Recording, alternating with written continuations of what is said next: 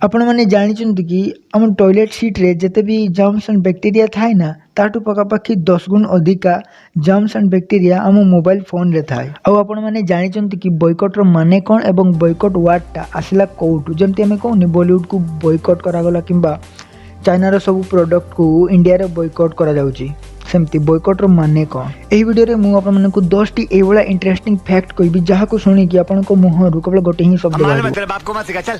तो चलंतु वीडियो को स्टार्ट करिया। वीडियो स्टार्ट करिया पूर्व आपन मानकु केवल गोटे अनुरोध, जदि आपन माने एपर्यंत एही चैनल को सब्सक्राइब करनांती देन प्लीज सब्सक्राइब कर दियंतु जहा पर जेबी मु टेक्नोलॉजी एवं फैक्ट विषय वीडियो अपलोड करबी आपन को सहजरे मिली परिबो।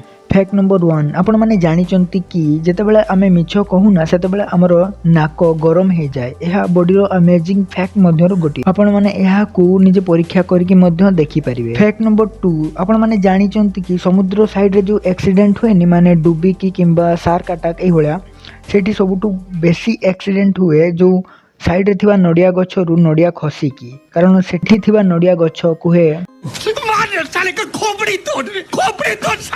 फैक्ट नंबर 3 कलर ब्लाइंडनेस कथा तो आपण माने जानिथिबे। जहा को कलर ब्लाइंडनेस हुए से किछि कलर को ठीक से देखि पारे। फेसबुक रो ओनर मार्क जुकरबर्ग से रेड और ग्रीन कलर को ठीक से देखि पारंतिनी, तेणु कि से फेसबुक रो कलर ब्लू को रखिथिले। फैक्ट नंबर 4 आपण को केबे ना केबे मशा तो निहाती कामडी थिबो।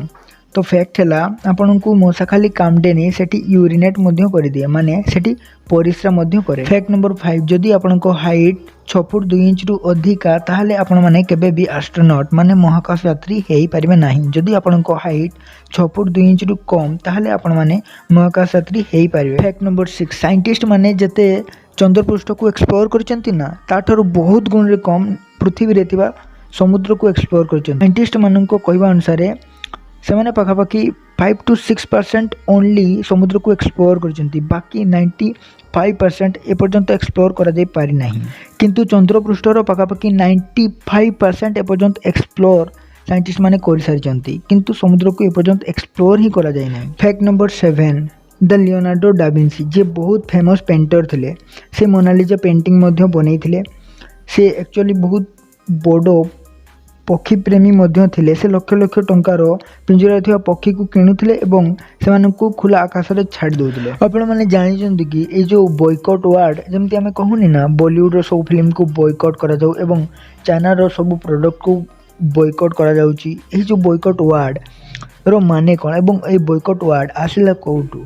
तो देखो यूएस रो जने लोक थिले जहार नाम चार्ल्स बॉयकॉट, ताहारी नाम रे ए बॉयकॉट वर्ड आसीची। चार्ल्स बॉयकॉट को बहुत लोक माने तो घृणा करुले माने केही पसंद करुले तो तांको नामटा एते फेमस हैला जे धीरे धीरे डिक्शनरी मध्ये यूज होबार लागला। तो आमे जो आज बॉयकॉट वर्ड यूज करूचे तो तांकरी टाइटल चार्ल्स बॉयकॉट रो एको टाइटल ही थिला। हम टॉयलेट सीट रे जते भी जर्म्स और बैक्टीरिया अछन्ते ना ताठारु पकापाखि 10 गुण अधिका जर्म्स बैक्टीरिया हम मोबाइल फोन रो सरफेस रे ही अवेलेबल अछि, किंतु आमे बेले बेले खाइबा समय रे भी मोबाइल यूज करू थाओ। जदि आपण माने एपर्यंत ए वीडियोटी देखु थांती ताहले ए वीडियोटी गोटे लाइक एवं चैनल टी को सब्सक्राइब मध्य कर दियंतु, जहा फल जेबे मु नवा वीडियो अपलोड करबी आपन को सहजरे मिली परिबो।